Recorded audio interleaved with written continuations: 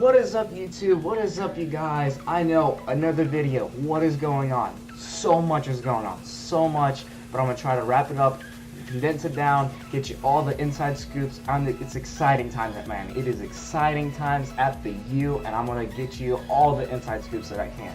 But before we go into that, I'm going to do a couple of shout-outs, because you guys have been absolutely amazing. I mean, absolutely great with all your feedback and your comments and suggestions, and I'm going to go through all of them. We're going to always shout it out, and I want more of that. I want you guys' feedback on this video, comments below, anything that can improve in general, or what you want to discuss in the next videos. But, so let's go into these shout-outs here. So first off, Travis Dolphins, he's been awesome talking about the QBs. Scott Cantor, very encouraging guy. Ray giving us some comments, and Mustang Mike keeping us up to date with the Jalen Hurts situation, because we had some stuff since the upload happening with Jalen Hurts, so I'll keep you guys updated with that. But I appreciate you guys, and I would love to get more and more of you guys' feedback in the coming videos, so let me know. And hey, you know, you can always just hit me up. I'm sure on YouTube you could just email me, send me, you know, why don't we talk about this, or hey, why don't you do this thing. There's gonna be exciting stuff on this YouTube channel. First thing is that corner. We're gonna call it the Canes Corner. That's right, and I'm gonna do something fun with you guys where it's gonna be designed by you guys. I want you guys being the main people that decide what we're gonna put up there, how it's gonna look, and how it's gonna be. And I think we'll have a lot of fun with that. So there's a lot of exciting stuff. I also have something else that's coming out later this week, also Miami related. It's pretty cool, but I can't say anything yet. It's coming up though, so be patient. So let's get into this. First of all, why I think Manny Diaz will bring back the U. I think Manny Diaz will bring back the U to a powerhouse. That's right, I said powerhouse of a program for these three reasons: his expectations, his energy, and his actions. All those three things he has done, and he has done emphatically.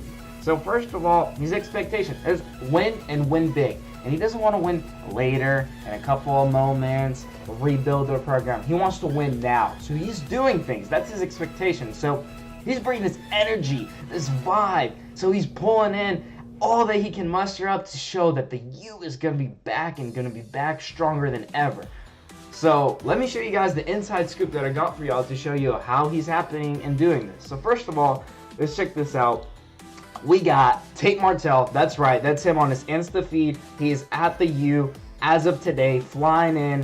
He said, we need to fix our quarterback situation. Manny Diaz said, we're going to go anywhere to fix that. So look at that. We're getting Tate Martell coming over. Other than that, that's right, guys. That's Jalen Hurts. I know it's kind of a crummy photo, but that's Manny Diaz, Jalen Hurts, enjoying that steak. And yeah, he's going to put on the U. He's got to. I know he's been to Oklahoma. I can't see him in a Maryland Terrapins uniform. Oklahoma's got a complete different system. It's interesting, very interesting. And to comment on that, you know, how the inside scoop, they think, you know, Manny Navarro tweeted out 50-50 chance to get him. So we'll see. It's exciting times. It's pretty cool. Thought you guys loved the inside scoop. But, guys, Manny Diaz had his first team meeting of the year this past Sunday. He went all out. What he did is he went into the brand new Carroll Sofer indoor facility. I think I pronounced it right.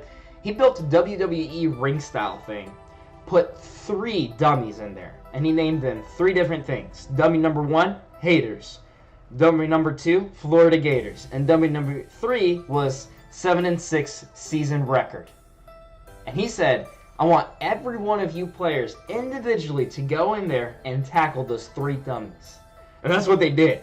And he had music blaring, like a light show going on. It was amazing. And I got you guys the inside scoop. I got it. I got some recorded. The players are going crazy. They'll throw up on their live feed. If you haven't seen it, it's something you got to see. So check it out.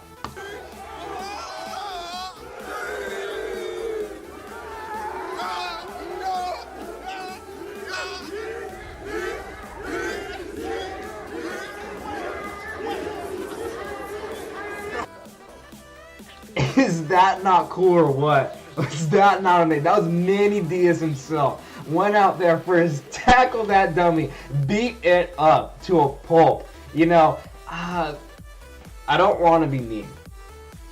And much respect to Mark Richt. This program wouldn't be where it's at today if it wasn't for him. He did a lot of stuff.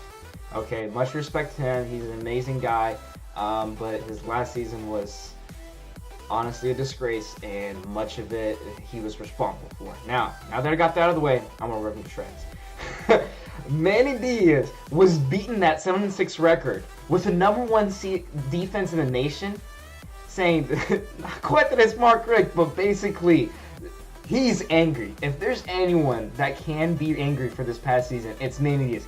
He put his whole passion and heart, had the whole success to be national championship caliber, should be holding a national championship trophy, but he's not. He's holding a 7-6 record because awful offense and stubborn offense, and Mark Richt and his son. So, he beat it to a pulp, and just because it's so awesome, I gotta watch it again. I gotta watch it again. I mean, this is this is great. This is just wow. All right, we're gonna take that down and move it away from here. That's just hilarious. That's just freaking baller. So that's what he's doing to the U. He said, welcome to the new U. He said he's going to have the team guys. There's going to be seniors that are going to have groups that they're responsible for, and the players' actions, how they practice, how they work out, and there will be serious discipline. These guys are all top-notch. They're serious, and they're all in on it. And there's a different vibe that you're getting. It was an amazing team meeting as far as I'm hearing, and you had Jalen Hurts there for all of it. So we'll see if it has the full effect that we think it should. I really think he's coming to the U. Guys, I really feel like it. But we don't know. We don't know. The other thing that I want to say is his actions. You know, I wanted to point out, you saw his energy right there. He saw his expectations. We've heard them. His actions, what he's doing, he says, we've had a pretty good defense, but we have some guys behind in our secondary that are leaving, they're seniors. How about we get a 4-star transfer, Bubble Bolden? Let's go get this guy. That's pretty good action. That's going to get your defense up top notch. I'm not going to lie, we're going to miss Gerald Willis. It's going to be tough without Gerald Willis, but I think we'll manage on the defensive line. We should be all right. We'll see what happens there. But linebacker core, how about I keep you guys for a senior year? Done. Just like done. And these guys, their passion, their team is on their backs. They're just all about the U, and they're all in it, and I love it. It is a player story. It is not a coaching story like the notorious Bama is. It is becoming a player story, again, at the U, part 3. I really feel it, guys. It is the powerhouse coming back again. So then he looks on the offensive side and says, we have a bad quarterback situation. It's darn awful. What are we going to do? How about we pick up Alabama's quarterback coach and bring him over here and have him do our whole offense? That's a pretty good action, I think, and I think you guys would agree with me. And he says, we're a little bad on the players there, so how about he brings in Jalen Hurts maybe with him, or a Tate Martell? One of those two guys is coming. You know, if not, I'm going to talk to you guys. Some of you guys requested we talk about what's the next prospect that are coming in for 2020 even, and I'm going to highlight those a little bit in the video. But I don't want to keep this video too long. I want it to be pretty concise, so we will talk about that. So the other thing that I want to talk about is this Enos. This Enos hire was a home run hit. Let me show you. Like, this is some stuff he talked about at the 560 WQAM radio talk show. He said, look, the system's going to have a foundation. It's going to have a foundation, but the system's going to be different in directions based on the personnel we have, because he wants to maximize their talent. He knows that they're talented tight ends, Brevin Jordan, Will Mallory. And he said there's some really good wide receivers that we have there. We have to find ways to get those guys, implement them, and get them on the field doing the things that help show their abilities. He wants them to be amazing and showcase their NFL talent on the field. That's just genius. He's going to build an offense, not tell the guys, hey, work around my offense. He said, I'm going to work around you guys and build an offense around you guys. Even when I was talking, saying, look, years 1, 2, 3, they're going to be different a little bit depending on the personnel we have. That's genius. Where do we have this in the past years? It's really getting me excited, guys. I think it's some serious national championship scheme talk. I'm just telling y'all. He goes on and says, look, we're going to maximize our motions on offense. We're going to have different personnel. We can control the personnel we throw on the field. We can control the formations we line up in. We can have motions, how we get in them, whether we shift in motion or we get unbalanced or whatever. And time. We control when the ball is snapped. This is all done to scare the defense. Defense doesn't dictate any of those things, and you have to prepare a whole week to figure out this completely different Miami offense look versus all the other regular schemes and basic setups that all the other colleges have. So it'll be interesting how that happens and looks, but it's sounding good. Let me just listen to this, guys, when he talks about the quarterbacks. It says, we did a throwing motion analysis. This is back at Alabama. A drop analysis. And after that, we were able to really pinpoint some areas of improvement that could take place between the end of spring practice. Does this sound like a John Rick, guys, to you? This guy's taking amazing statistics, numbers, and he says he's going to custom make the practices for each quarterback based on the things that they need to improve. I think we really got our guy here in Dan Enos. But to finish off this talk, we do have some negative news. Mahoney is leaving. Hayden Mahoney is leaving. He's an offensive lineman. He's got the really good talent and the experience. Unfortunately, leaving the U. He is in the transfer pool. I mean, it doesn't mean he has to leave, but it sounds like he probably is. I'm kind of surprised by the take. I guess he was really tied to this offensive lineman coach.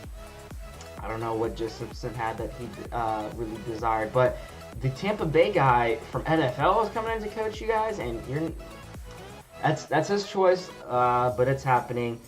Jeff Thomas is definitely in the talks with the Canes.